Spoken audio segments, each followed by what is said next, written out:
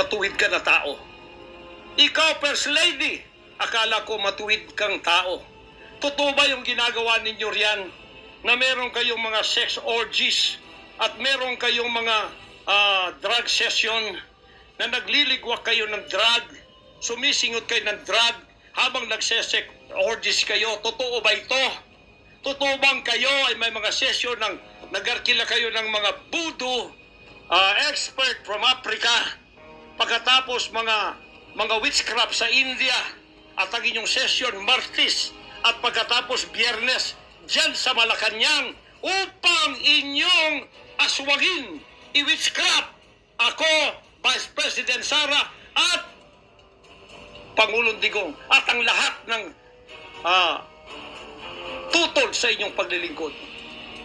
Biro ninyo, naging demons na kayo, nag-devil worship na kayo kung totoo man ito. Nag-devil worship na kayo kung totoo man ito.